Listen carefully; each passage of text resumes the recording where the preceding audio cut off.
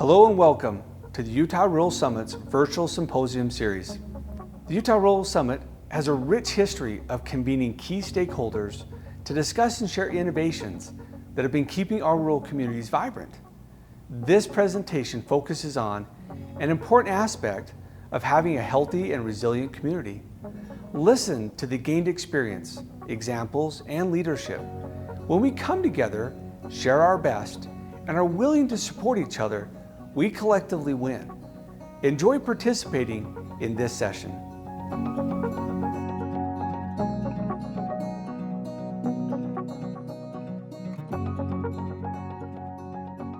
Well, thank you everyone for joining us here at the Utah Rural Summit. I'm excited to have you at our panel that we're calling Utah's Opportunity Zone Investment and COVID Recovery Playbook. We're joined by several stellar panelists who I'll let introduce themselves when we jump in. But just before we do that, I wanted to tell you a little bit about myself. I'm Patrick Mullen. I'm the Director of Opportunity Zones and Financial Incentives at the Utah Association of Counties, a role that was initially catalyzed by the Utah Governor's Office of Economic Development, and a role that is really designed to be the rural Utah ambassador to all things opportunity zones. And, 2020 has been a very unique year, not just because of the global pandemic that we find ourselves in, but it's really kind of created an opportunity to rethink how Utah, and rural Utah in particular, handles economic development. The pandemic really being a combination of an unprecedented public health crisis with a sharp economic downturn to start has fundamentally challenged many assumptions about how to build and maintain a robust and resilient economy.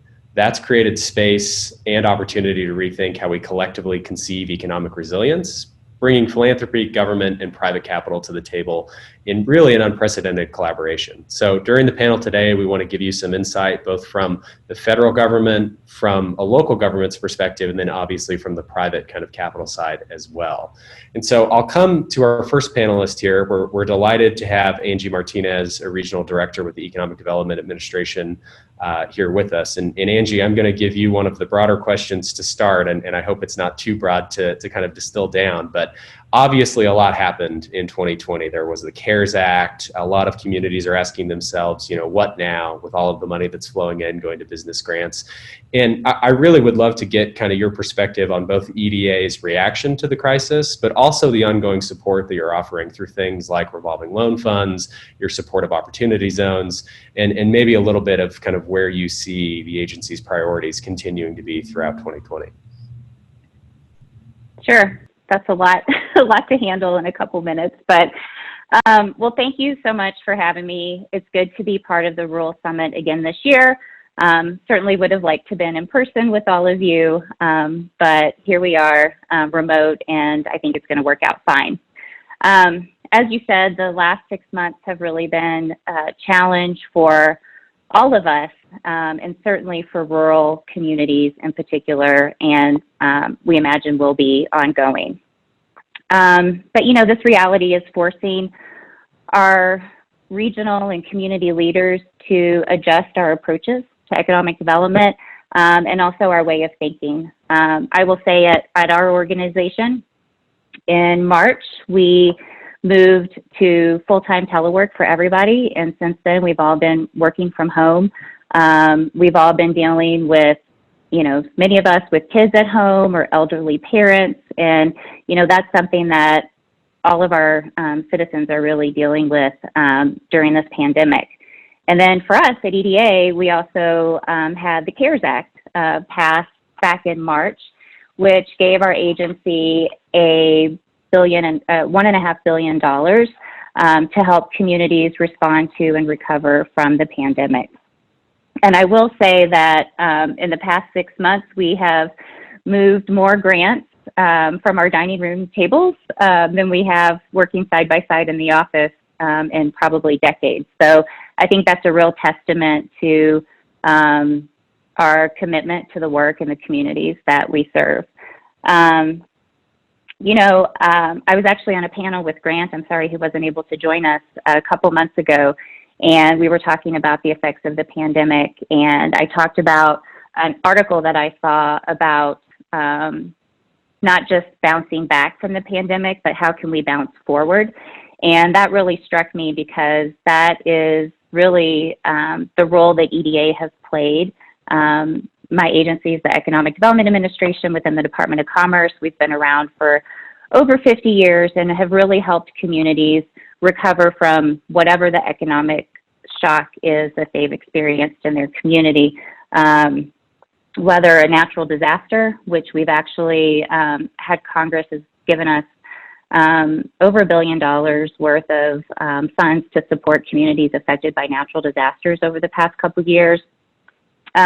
Also, industry restructuring. We've seen, over the past decades, the furniture industry or the textile industry facing a downturn. Most recently, there's been a lot of changes in the coal industry, which is a huge industry in Utah, and we've been able to come in and support communities and helping to diversify their economies to make them more resilient when the unknown, like what we're in now, happens.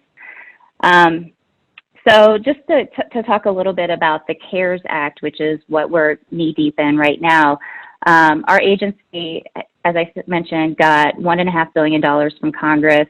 For us, that was a huge amount of money, but in the grand scheme of things, when you spread that among the need, which is every community in the country, we know that the demand is high and that money is going to be utilized well and also quickly. In our region, which covers Utah, we have 10 states, and we received $193 million for those 10 states.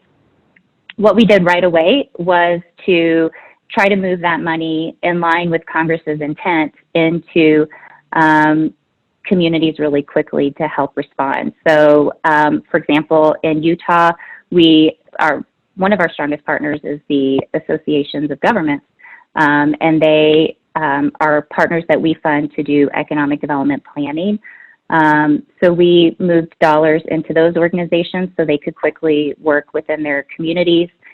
We also provided some dollars quickly to revolving loan fund partners. We have a program that supports revolving loan funds across the country and really know that small businesses were most impacted right off the bat and wanted to get those dollars to them.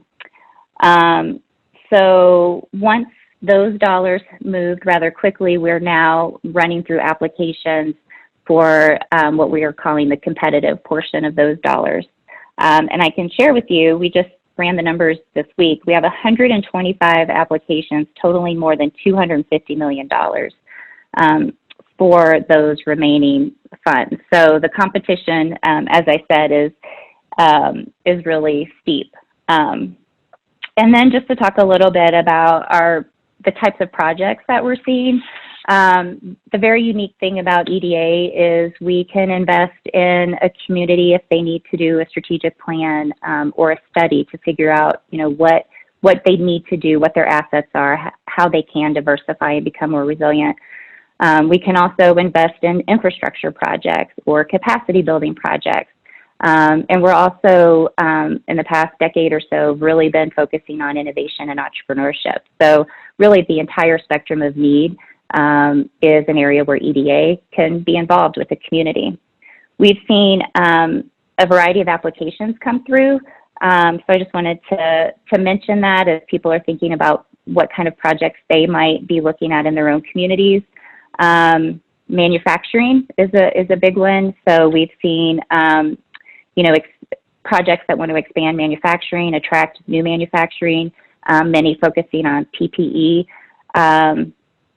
Obviously, the tourism industry has been hugely impacted by the pandemic, so we've had quite a few applications come through that would support some marketing as far as tourism, and that's certainly something that we can do. Again, more revolving loan funds to help get money into small businesses, expanding broadband, and then some innovative approaches, Patrick, like you and Grant are involved in with the Opportunity Zone Playbook, which I suspect you'll talk a little bit about later, and that's in partnership with GoEd and really focusing on helping rural communities come out of the pandemic stronger. So we're really excited about a lot of the projects that we're seeing, and it makes me hopeful that it's not all gray and dark, that we will come out of this and we'll have a lot of innovative approaches to improve. Also, just quickly on the Opportunity Zone initiative, I do see Opportunity Zones as a vehicle to recovery, and especially in rural communities. EDA's worked with the White House Opportunity Zone Revitalization Council to help bring relief to communities impacted by the pandemic. We've also made a lot of changes at EDA to foster more investment in Opportunity Zones. We made Opportunity Zones automatically eligible. We've also added it as an investment priority. So Opportunity Zone communities have more favor in our grant making process. We also have a tool online that economic developers might be interested in checking out. It's the USA Opportunity Zone tool, and we did it in partnership with Indiana University. It has a lot of really good data and demographic information, and that's on statsamerica.org/opportunity. So I'm going to wrap up because I know you have several other speakers, but again, as I said, we may be a small agency, but I do think that what makes us unique is the ability to have those connections in local communities, our partners like the associations of government, the universities that we work with. Southern Utah University in Dixie State is one of our university centers, and just other local elected officials really helps us be able to be a good partner to local communities. I know many folks who will be watching this know Trent Thompson, who's our economic development representative for the state, and he's very visible and almost acts like a consultant to work with communities to really help figure out a path towards EDA funding. And if your project's not a good fit for EDA, we can help you locate other federal resources. So I guess my call to action is just to be in touch with us, reach out to us. We are very accessible and really want to partner on the recovery in the state of Utah. Thank you. Absolutely. No, I thank you, Angie. That was very well stated. And I know I asked a broad question, but I mean, you summed up, I think, the work that you and the agency have done, not just historically, but really this year in 2020 has been just truly impressive. And I think we're really fortunate to have you and Trent and others from your team kind of in our communities helping us as we continue to move and rebuild.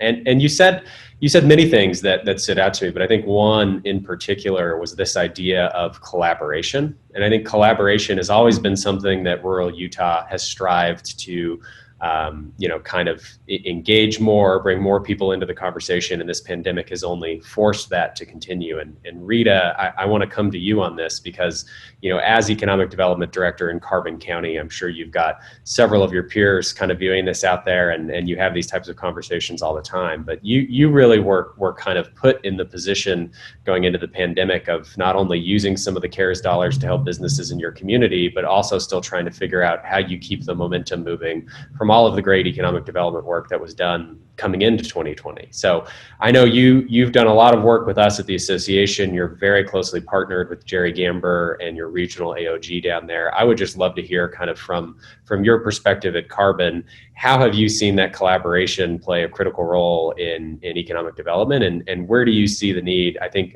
what Angela said around kind of not just bouncing back, but bouncing forward. How do businesses kind of use that to continue to recover from this economic crisis? That's I couldn't agree more with that. As I was sitting here, I was I had notes before, but then as Angie was talking, I was like, that's exactly what I was getting at. Like, I just kept like nodding my head, like, yeah, we don't want to worry about like what's happened, what's going to be an issue. Like, let's think outside of the box and figure out what we can do moving forward. And I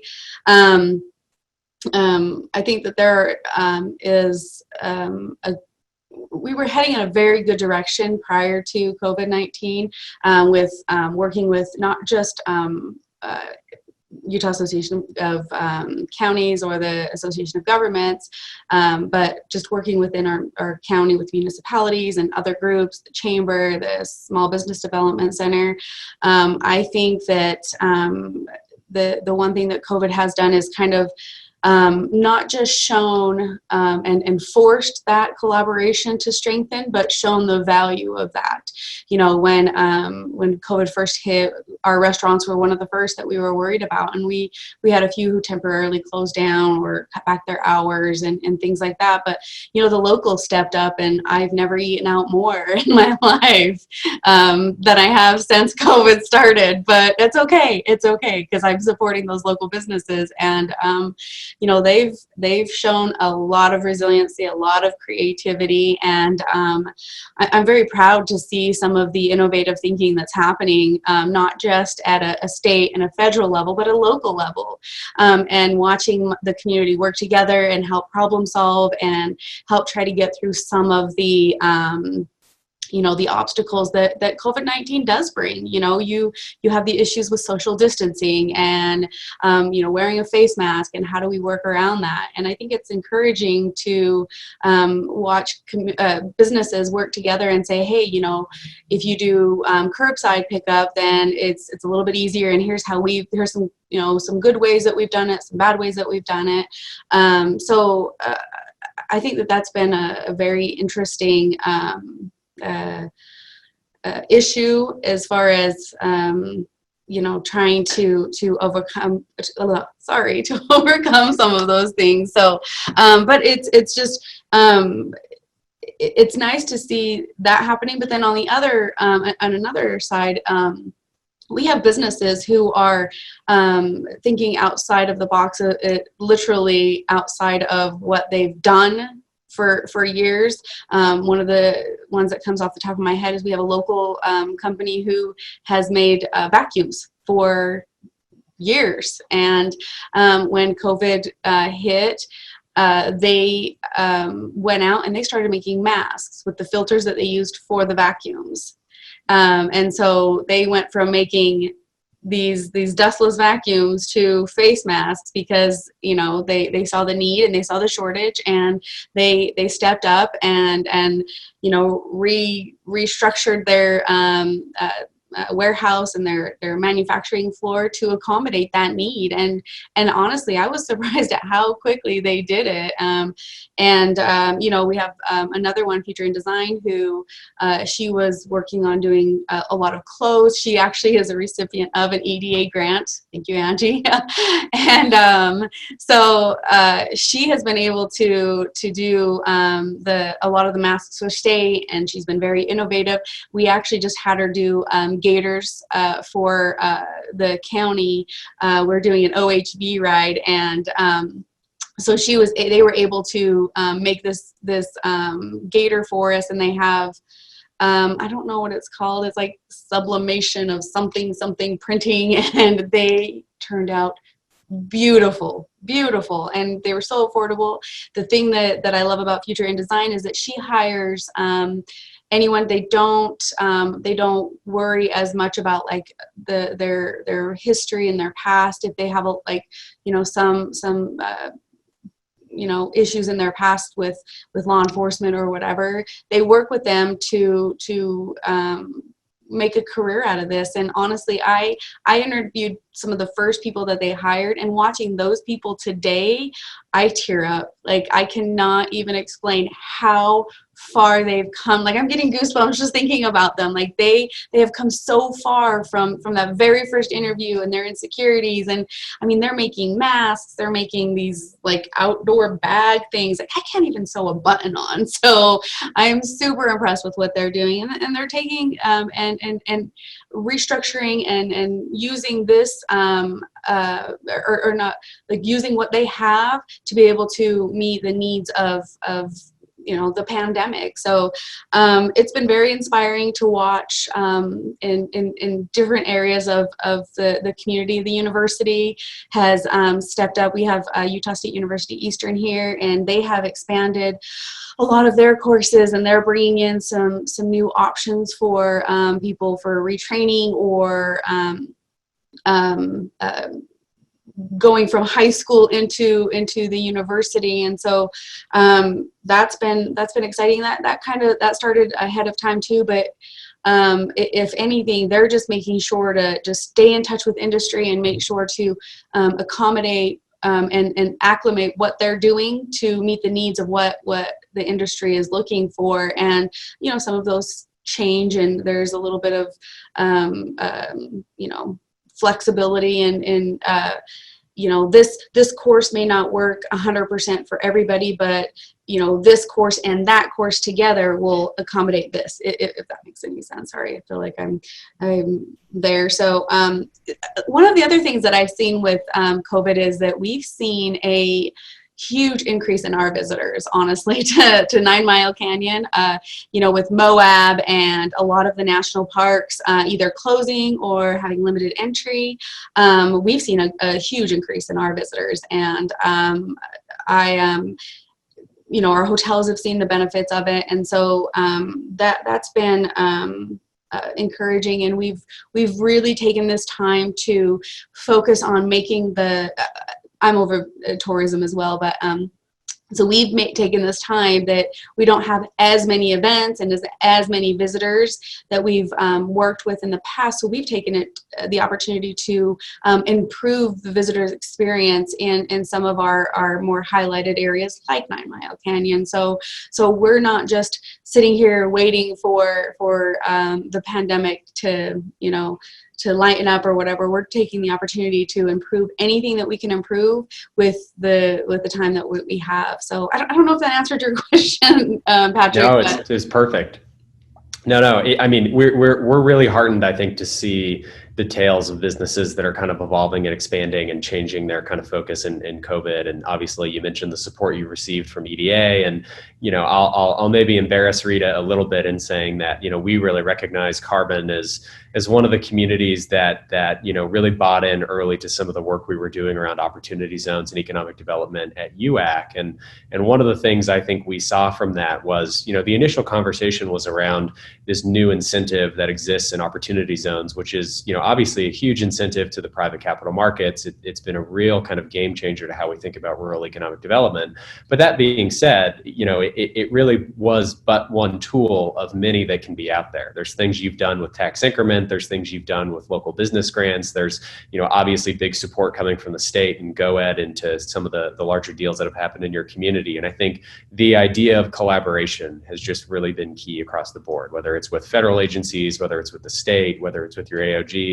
I think, we've seen that work really well in your region, and I think are really pleased to kind of continue that as we move into the next phase. And, obviously part of that work, Rita, is in trying to market Carbon to private investors and use the zone to really get them interested in it. So, Augie, I want to come to you and have you tell us a little bit about Catalyst and your approach. But one of the things we hear constantly is that, doing investments in rural Utah is hard, right? And I think it's hard for obvious reasons. When we're talking to investors that are on the Wasatch Front, they constantly say, look, there's a need to de-risk the deals. If we're going to come down from a more stable market, what is the community doing? What are maybe some incentives that go into it? So tell us a little bit, about your organization and your investment focus. But, I know we were very fortunate to have your founder and Jim Sorensen come down to an event we did in Grand County and look at some investments. We also had Jeremy Keel from your team down in Iron County. So I know you're one of the firms that really thinks about the community impact and how you get in there. But tell us what you look for. I think that's the question we always get in our shoes as communities saying, hey, well, what are these opportunity zone investors even looking for? Yeah, that's a great question, and thanks for having us, Patrick. Catalyst is founded essentially to sort of counter the news headlines that you're seeing around opportunity zones and, rich developers just getting richer. And so we wanted to really highlight what opportunity zones were designed to do, and that's to create, measurable social change to the underlying community. At Catalyst, that's our first filter. If a deal doesn't create social change and doesn't create what we call impact, then it doesn't even make it to the next step and get to underwriting or modeling. The deal could be the greatest deal on the face of the planet, but if it's not impactful, to that underlying community, we just pass. So probably the first, I would say, thing that we look for at Catalyst when we're considering any development, rural, urban, doesn't really matter, is that impact. And then beyond that,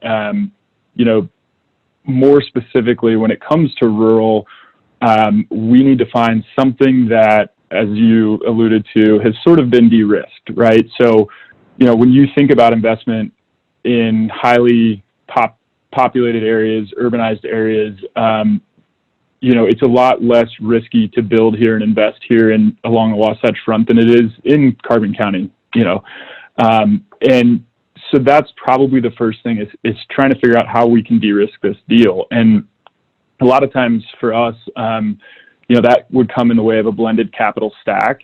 And that's a mouthful, but essentially what helps us with our private capital is finding municipalities, finding organizations, finding, whether that's an NGO or a government organization like Angie's that is willing to participate in that deal and provide, concessionary capital, provide grant money, provide any sort of slice of capital in the deal that sort of takes some of the risk off the table for us. Rural, I would say maybe trying to answer some of the questions about what we look for. It could be a little bit easier to tell you sort of what we struggled with in the capital markets when we look at rural. And I would say the biggest thing is data. We are a data-driven firm. We have a fiduciary duty to our investors to really take a deep dive and provide, a hyper-focused level of diligence. And as we start to underwrite rural deals, any deal I've underwritten, and when I say rural, even like Logan is a great example to me of a place that is technically rural, but it sure doesn't feel like it when you get there. But it's really hard to underwrite a deal in Logan because of the data, right? We don't have the solid data to back up the thesis, the investment thesis, and to be able to convey that to various capital partners or to take to the capital markets and raise necessary funds. So, I think, that's a lot to take in that I just sort of went over there with you. But from a capital markets perspective, I think that's probably what's held us back in the past with rural investments. And, we are actively working to try to figure that out, and some maybe good news for us and for rural, because we are passionate about rural. Jim and Jeremy, both who you mentioned, would love more than anything to do a deal in rural or do a ton of deals in rural Utah. But, we found, and we're trying to build some relationships with some larger institutions and organizations that actually have an investment mandate for rural. And we're just starting to try to crack that code and try to figure out what that looks like. But we see some light at the end of the tunnel through those larger groups that have a rural investment mandate. So that's, if there's any good news that I could leave you with, it's that. Absolutely. No, we're seeing a lot of them out there across the country. And I think, you mentioned Jim again, who I mentioned earlier. I just want to say we're very lucky in Utah to have Jim Sorensen, who played a very large role behind the scenes in getting the Opportunity Zone legislation passed, and obviously is very passionate about this space. And, because of that, I think I'll give credit to our state more broadly and to our governor's office. The role that I serve in and the coalition that we've built, it's really a partnership between the Association of Counties and Sorensen Impact at the University of Utah's Eccles School of Business. And what we're really working on is being that ambassador for rural Utah, as I mentioned earlier. And, using Rita and Carbon as an example, we spent, the better part of 2019, not just going in and kind of being a resource for Rita and her commissioners and all of the great work that's happening there, but saying, what are the OZ projects that are eligible? How can we help package them so that they're investor ready? What are the things that some of these projects should be considering that you mentioned, Augie? Like, is there potential federal funding that could go into this? Is there a local incentive that could help it stand out? Are there local investment dollars that could go into it? Because those are the types of questions that a lot of the investors on the Wasatch Front, or more broadly across the nation that we take it to, begin to ask us. And I think we were very fortunate to be recognized on a national level as really kind of being ahead of the game when it comes to rural. I think our work in the Opportunity Zones really did transform a lot of the communities that we were in. But as I alluded to earlier, particularly for those of you watching this who are like, I'm in a county that doesn't have a zone. I know we have some counties where that's quite contentious because they felt they should have gotten one and they didn't. I think the good news is the broader conversation is really shifting from, how do we get investment dollars into OZs to really how do we get private investment capital in general to come to these communities. And the same types of things hold true. And I think, Angie, you mentioned the Opportunity Zone Playbook. We're very, very fortunate that the EDA has more or less officially decided to fund that, and we're fortunate that the governor's office here in Utah matched that contribution so that Sorensen and us at UAC can now spend the rest of 2020 and 2021 taking all of the things we learned in 2019 and packaging them into a playbook that's delivered to communities to say, hey, here are investment templates. Here are the questions you should be asking so that when a deal makes it to an Augie or a Catalyst, it's kind of gone through this stress test. And it also begins to bring in best practices. And I think, with that, there was, one example that people always kind of ask me to bring up, which is, I would say one of our biggest successes that this playbook hopefully helps duplicate was in Carbon County. And it actually was in a deal that didn't use any Opportunity Zone capital. And that was in the expansion of Intermountain Electronics. And Rita, I'll let you talk a little bit about it, but I think what's unique about that deal is as we came in, and this would be kind of where we would model the playbook to help, we didn't engage with you, Rita, or your commissioners coming in and saying, hey, the goal here is to go and get a very large state tax credit to help keep Intermountain Electronics in Carbon County. We came in and said, look, if we're going to grow the employment base, there's some real issues that exist in the community. It's, well, where are those people going to live? And how do we create educational pathways for our local children to kind of fill the need so that this company feels they've got the appropriate labor force? And if we have all of those, how do we even compete with the Denvers and the more urban markets of the world who are trying to court this company that may move? And I think the conversation that we were having around the OZ playbook really dovetailed nicely into everything that was happening with IE. And Rita, maybe just because I know we're short on time, keeping that kind of simple, maybe you can tell everyone kind of the end story of what I think is a really good economic development win for Carbon County and having that expansion take place. Oh, absolutely, absolutely. I have to start with one of the very first conferences I guess I went to when I started this position was that Sorensen Impact Innovation Summit in Salt Lake, and that was and working with Patrick, a big takeaway was what sets my community apart from every other community. What do I need to do to attract or have someone expand? And so I think that's exactly, we started this conversation with Intermountain Electronics around the Opportunity Zone, would they qualify for it?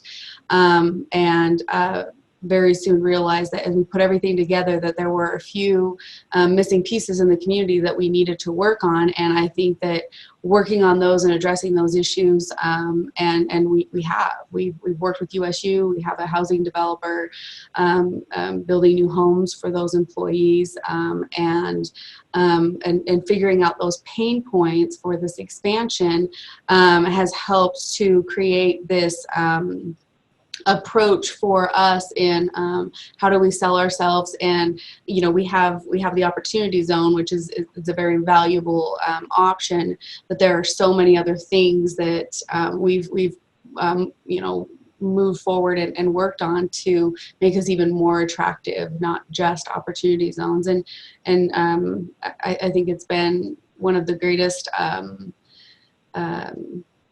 lessons, I guess, I've gone through with trying to figure out this way in economic development. And I think that Patrick has said it very well. They've helped me, they've guided me, they've listened to me, they've not just directed me, they've helped me problem solve, and I don't think I can ever pay them back for the help that they've given me. So thank you.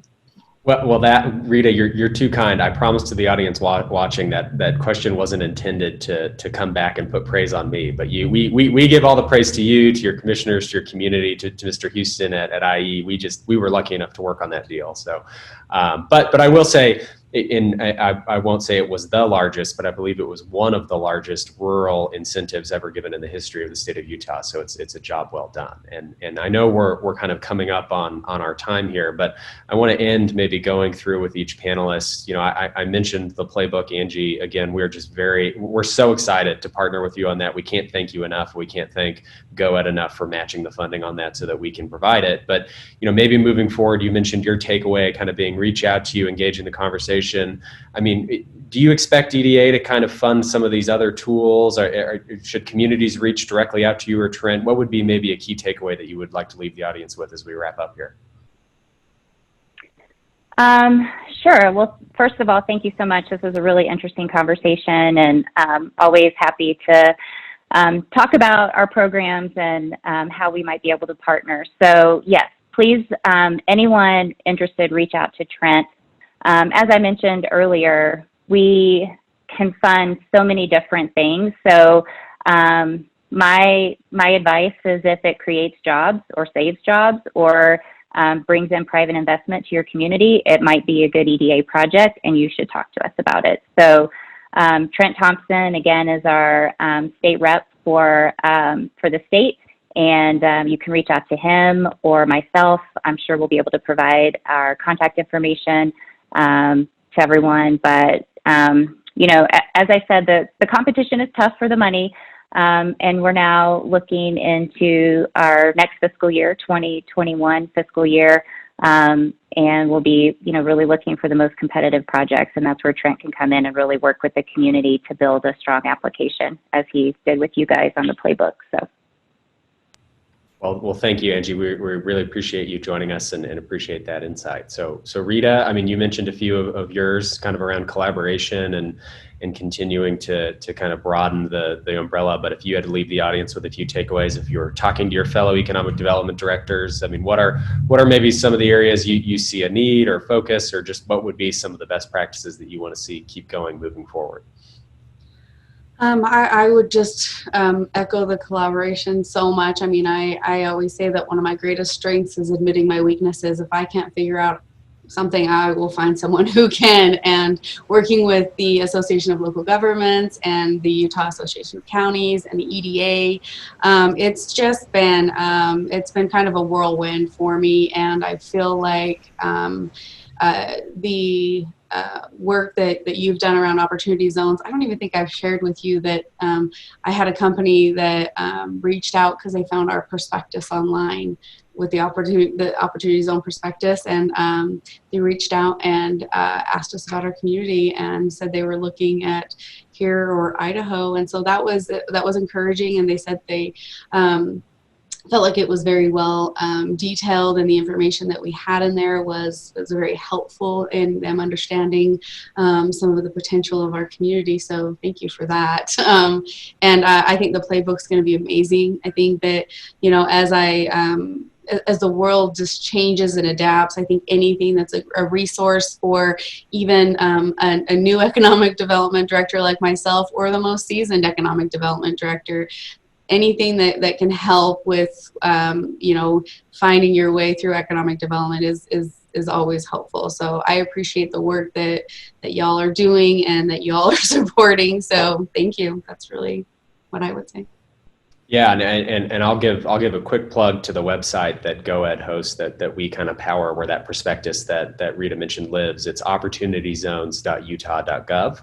It's a living website, so it's always being updated. So forgive us if there's a few prospectuses that need to be updated, but you can follow a lot of news there. You can also look for the Playbook, but more broadly, the Regional Growth Program, which I lead with Stuart Clayson and obviously our CEO, Brandy Grace. You know, we really look forward to kind of taking some of that and continuing the collaboration as it moves forward into 2020. So, you know, Augie, I kind of started by asking you, saying, you know, what is it investors look for? I think a lot of the people watching this are probably saying, you know, hey, if we want to try and get catalysts to come to our community, you know, what should the next steps be? So, I mean, what would be some key takeaways you'd probably leave the audience with, saying, you know, here's how you get in touch with us, but also here's really where, you know, we feel you might need to be so that you can properly engage and kind of have something that is ready to be considered.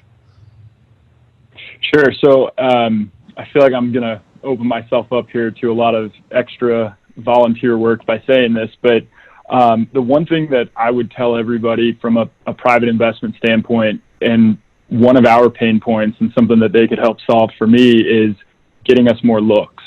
So if you have an idea, if you have a plan, if you have something, wherever it is in the process, email me, call me, reach out to me and let me take a look at it. And that's probably the biggest thing we struggle with, is finding opportunities, right? So the first thing is just send us the deal and let us take a look at it. And then my commitment back to the community, and my, the benefit, if I can't do the deal, is candid feedback. I'll tell you what we're seeing in the deal and kind of our thoughts on it and how to improve it, how to get it to maybe an investable deal if it's not investable yet, or how to maybe attract capital if if there's some tweaks we can make to it.